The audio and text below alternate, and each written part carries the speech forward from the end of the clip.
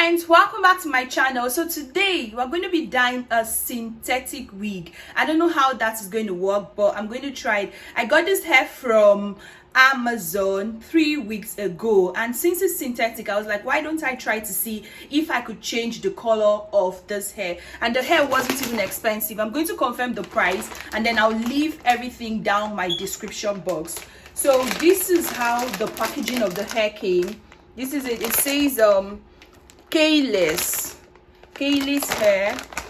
It's a 613 blonde. So this is what it looks like here.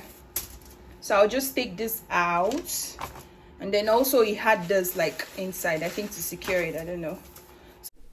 I'm using a white bowl. Even if you don't have a white bowl, anything is fine. Also, the Dylon cloth dye, I got it in tulip red because I'm trying to achieve a red look on the wig. And then I also got the watercolor, the Adore, the rich amber, and the wild cherry. I already had like hot boiling water in the bowl, and I'm adding salt to the water. That's a tablespoonful of salt into the water, because that's what is being said on the dye. It says that you should add salt into your water before putting the dye in.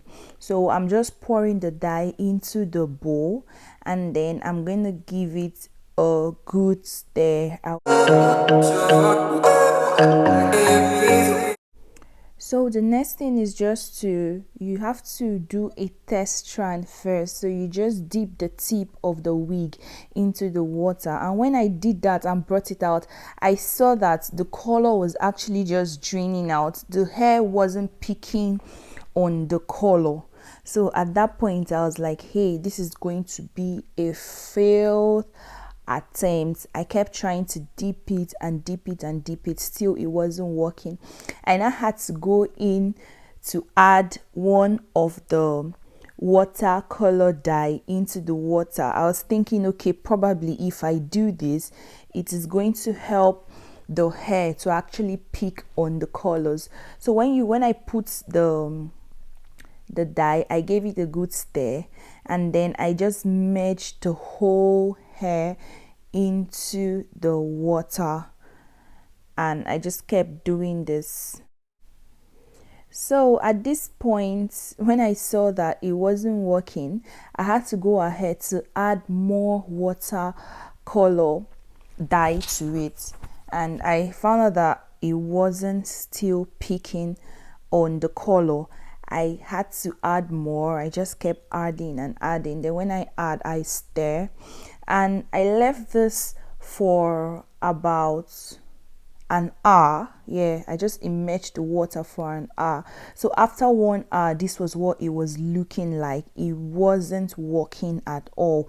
So I just drained it out, and I was like, okay, another failed attempt. As you can see, it was just looking very, very brassy. The color was just picking onto the lace. That was all it was doing. So I went ahead and I just rinsed it out. So I went ahead and ordered the Reed dye. It's also a cloth dye. It's a synthetic cloth dye. So I just put boiling water into this big pot. If you're using any pots, please don't use it to cook afterwards. So I just added the dye into the water, and I gave it a good stir. I went ahead with the hair again, and I did a test strand.